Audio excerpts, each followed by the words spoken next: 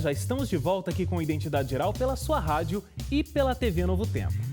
Antes do intervalo, eu estava aqui questionando o Dr. Marcos Eberlin sobre o evolucionismo, a teoria do design inteligente. Se você perdeu essa parte da nossa conversa, pode acessar o nosso site, você vai ter acesso a esse programa completo, além, é claro, das outras entrevistas. novotempo.com/jornalismo, facebook.com/ntjornalismo. Lá você tem o primeiro bloco e todas as nossas entrevistas.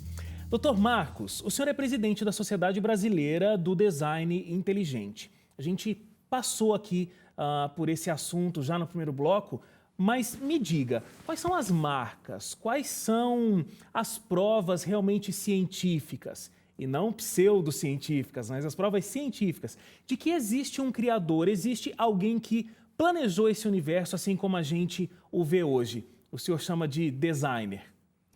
Wagner, a gente sabe em ciências distinguir quando um efeito é causado por forças naturais e quando ele é causado por uma mente inteligente. Há padrões, há características, as assinaturas de uma mente inteligente, elas são facilmente detectadas pela ciência. A gente sabe fazer isso em arqueologia, em pesquisas do programa SET, em forense, em ciências forense, quando você quer saber se foi uma morte natural ou um assassinato, se um avião caiu por forças naturais ou se foi derrubado por um terrorista, ou piloto, ou copiloto, não é? Claro. A gente sabe, a gente não viu a vida sendo formada, a gente não esteve lá. Mas a gente tem a vida, tem o universo nas nossas mãos. E a gente pode usar essas mesmas estratégias para verificar se aquele efeito foi causado por forças naturais ou por uma mente inteligente. A gente só não conclui pela mente inteligente porque a mente inteligente foi excluída por decreto da ciência.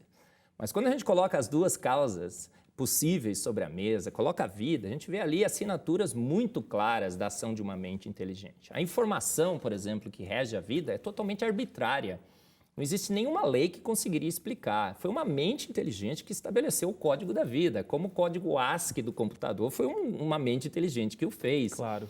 A complexidade da vida é extremamente irredutível e sofisticada. Então, processos lentos, graduais e sucessivos não poderiam ter dado esse pulo imenso de matéria inanimada até as formas complexas de vida que a gente precisa para que um primeiro organismo seja chamado de um organismo vivo. E tem uma pergunta básica, assim, que todo mundo faz. Bom, se a gente tem esse processo evolutivo tão comprovado, por que não continua? Por que esse processo não continua? Por que a gente não está vendo outros macacos se tornando homens? Por que a gente não vê outras vidas marinhas saindo dela para conseguir ir para a Terra? Bom, e se é um processo evolutivo, o primeiro foi o Homo sapiens, segundo o Darwin, por que mesmo o homem já não está numa outra escala evolutiva depois de tantos anos que a humanidade é conhecida como ela é conhecida? Wagner, a saída clássica dos evolucionistas é que eles vão te dizer que isso demora milhões e milhões e milhões de anos. E a nossa amostragem é muito curta, então a gente nunca vai ver. Então, o tempo, é o São Tempo, né, que faz os milagres na evolução. Então, se você vai perguntar por que você não está vendo a evolução, porque você teria que viver milhões e milhões de anos para verificar isso. Mas há formas também da gente verificar essa sequência ao longo do tempo. Por exemplo, o registro fóssil. Se a gente não está aqui para observar, pelo menos as formas de vida estão sendo depositadas no registro fóssil ao longo dos anos. E a gente vai no registro fóssil, pasmem todos, não é? Por mais que você aprendeu com seu professor de biologia e tudo mais, o registro fóssil é a grande pedra do sapato da evolução. Você vê lá essas transformações lentas, graduais e sucessivas que a evolução assume, elas simplesmente não aparecem lá. Você vai no registro fóssil, não tem dinossauro, de repente aparece dinossauro e de repente o dinossauro desaparece. Você vai lá, tem tartaruga e a tartaruga desaparece. Você não tem o ancestral da tartaruga, não tem o ancestral do morcego. Você vê que as formas básicas, os tipos básicos de vida, no início você tinha muito mais, você está diminuindo. A gente está diversificando, mas está diminuindo cada vez mais o número de tudo o contrário. A árvore da vida está de cabeça para baixo, parece que a vida surgiu em vários pontos desse planeta. Então, o São Tempo, que faz os milagres, né? ele não é tão milagroso assim, porque o próprio registro fóssil o refuta. A evolução lenta, gradual e sucessivamente não é vista nas rochas. E não há como a gente apelar para o tempo, né, que a gente não está observando, porque o registro ao longo do tempo da vida refuta isso. O doutor Marcos, o senhor participa de vários debates, né, entre evolucionistas e aqueles debates acalorados, eu já vi alguns deles. Dentro dessa sua experiência, se eu tivesse que te fazer uma pergunta assim, doutor Marcos, me dê, na sua opinião, o argumento mais forte, de repente não precisa me explicar ele de forma toda complexa, mas qual é o argumento realmente científico, através da química talvez, que é a sua área de formação, um argumento imbatível de que o design inteligente é uma realidade e não o evolucionismo? Qual você me daria? A informação bioquímica, Wagner, com certeza. Você vai no núcleo da célula, você vê que a célula é formada de matéria, de energia, você tem máquinas e tudo mais, mas você vai no núcleo, no centro da célula, e o que é que você encontra lá? Um software. A informação pura, é uma informação arbitrária, é um software com letras químicas, com toda uma lógica estabelecida por uma mente inteligente. É como se encontrar um pendrive, né? Eu dou esse exemplo. Você está andando assim, você encontra um pendrive, você conecta no seu computador, você vê que tem softwares, que tem coisas, Muitos dados. estratégias ali, né? Toda uma programação, toda uma lógica de comandos e tudo mais, que foram feitos com propósito. Isso é uma evidência fortíssima, é irrefutável. Existem leis da informação que dizem que a informação só emana de uma mente inteligente. Ela não pode emanar de matéria e energia. E que realmente uma mente inteligente orquestrou esse software. E o software é extremamente sofisticado. O Bill Gates já disse uma vez, Wagner, que o software da vida é muito mais sofisticado do que o software da Microsoft. Ele tem estratégias, é uma estrutura top-down, hard disk-like, como eles falam, parece um disco de computador. Ele tem mais de 8 códigos embutidos nele, a informação é zipada, é encriptada.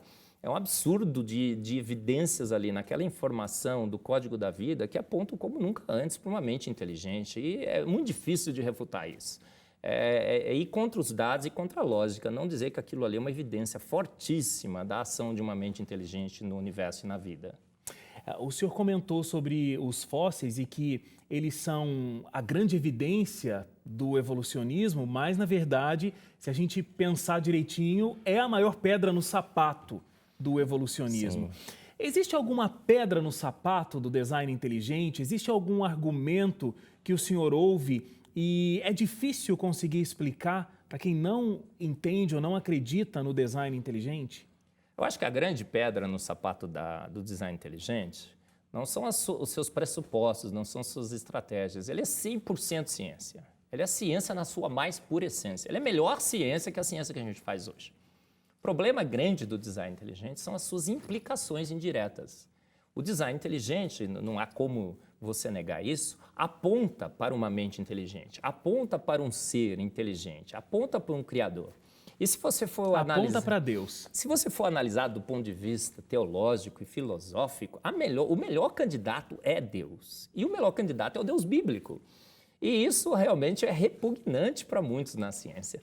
E para a mídia, como a gente falou. Para a mídia, para todo mundo. E, então, o que acontece? O design inteligente ele não é aceito hoje em ciências por quê? Por causa das evidências? Não, elas são inúmeras.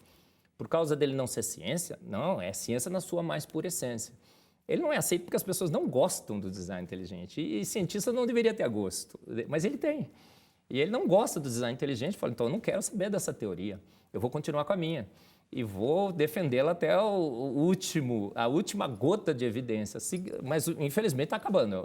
O pote está secando da evolução. Essa tentativa de desvincular a ciência da religião, ela é ilusória. As duas áreas se sobrepõem. Não tem como não ser. A ciência que vai falar sobre as nossas origens necessariamente vai ter implicações religiosas e teológicas. Ou ela vai negar a Deus, ou ela vai confirmar a Deus. Então, a gente tenta desvincular alguma coisa que não é impossível de ser desvinculada.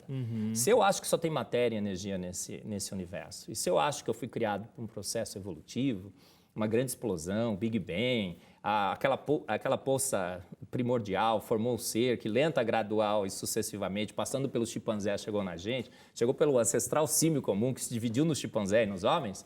O que eu vou ver? Não existe mais nada do que matéria e energia nesse espaço, não existe sobrenatural, Deus não existe nenhum ser que eu vou ter que dar contas a ele e tudo mais. Se eu percebo que não, que forças naturais seriam incapazes de fazer tudo isso, eu falo, opa, existe algo mais que matéria, energia e espaço. Talvez exista um Deus, talvez o Deus bíblico realmente seja verdadeiro. E não há como desvincular isso. As conclusões científicas sobre as nossas origens terão necessariamente profundas implicações filosóficas e teológicas. Claro. Então, o que o cientista tem que fazer? Ele tem que saber que isso vai acontecer. E quando ele vai fazer ciência, ele tem que deixar a sua posição, a sua cosmovisão, o seu gosto em casa. É isso que os cientistas não estão fazendo hoje. O cientista hoje tem gosto, o cientista é naturalista, o cientista tem que ser ateu, ele não pode crer em Deus, ele não pode, não é? E aí ele vê, poxa, design inteligente? Não, de jeito nenhum. Dizem que a ciência que a gente faz é laica. Não é laica, isso é outra falácia, né? Absolutamente a ciência que a gente faz hoje não é laica. É uma ciência comprometida com o naturalismo, com o ateísmo, e uma ciência que defende uma posição filosófica e teológica, que não deveria ser assim, não é? Ô, Dr. Marcos, para terminar aqui, o senhor faz várias palestras, participa de debates, como eu disse, inclusive tem um vídeo ótimo seu de uma palestra sobre o dilúvio que a gente assistiu aqui na produção, é um vídeo muito interessante e tem lá questionamentos veementes sobre a teoria e a gente acompanha lá a sua postura respondendo as perguntas. Esse debate não incomoda o senhor? O senhor acha que o debate é válido? Como é que é a sua cabeça quando está nesse momento e debatendo de forma tão dura, às vezes, esses contra-argumentos? Ô Wagner, eu costumo dizer que consenso é coisa de político. E política com consenso é uma coisa extremamente chata, né? Uhum. A ciência é divertida porque a gente debate, a gente tenta refutar a teoria do outro. E não há nada mais divertido do que a gente sentar numa mesa, ter duas pessoas com posições opostas e a gente sentar e discutir e debater e colocar os nossos argumentos a favor ou contra. Então, o que querem eliminar da ciência é a graça da ciência, que é o debate, o contraposto. Uma ciência que fecha com uma teoria não é ciência, vira dogma, vira religião. Aí sim, é a religião do ateísmo, do naturalismo. A ciência fecha com teorias, a ciência fecha com a discussão das teorias, com o debate. Então, eu me sinto extremamente confortável fazendo esse debate, porque é assim que se faz ciência. A gente vai em direção à verdade quando a gente questiona as nossas teorias, quando a gente questiona os nossos caminhos. Quando a gente para de questionar o nosso caminho, talvez a gente esteja aí no aí que está o problema. E não está percebendo. Então, debater é preciso e debater é a graça da ciência. Então, eu não me importo com essas críticas de pseudocientista e tudo mais, porque são críticas feitas fora do espírito científico. A ciência é feita para debater, e debater todas as causas e todas as possibilidades, inclusive a causa inteligente, e mesmo que ela leve a Deus. E daí? A gente não está aqui para defender posições, a gente está aqui para dar a resposta certa, a resposta verdadeira à população que nos paga o nosso salário. Claro. Dr. Marcos Eberlin, parabéns pelas pesquisas. Como eu acredito em Deus, no Criador, nesse designer, eu espero que Ele continue o abençoando e continue fazendo com que essas pesquisas avancem, a gente continue cada vez tendo argumentos mais importantes, mais palatáveis para toda a sociedade, para toda a comunidade, para que a gente entenda de onde a gente veio, para onde a gente vai. Eu quero agradecer muito a sua participação aqui mais uma vez. Privilégio todo meu falar com seus ouvintes, Wagner. Por favor, volte mais vezes. A gente fica por aqui nessa semana, mas no próximo domingo, às 10 horas da noite, a gente está de volta. Muito obrigado pela sua audiência, pela sua companhia e até lá. Tchau, tchau.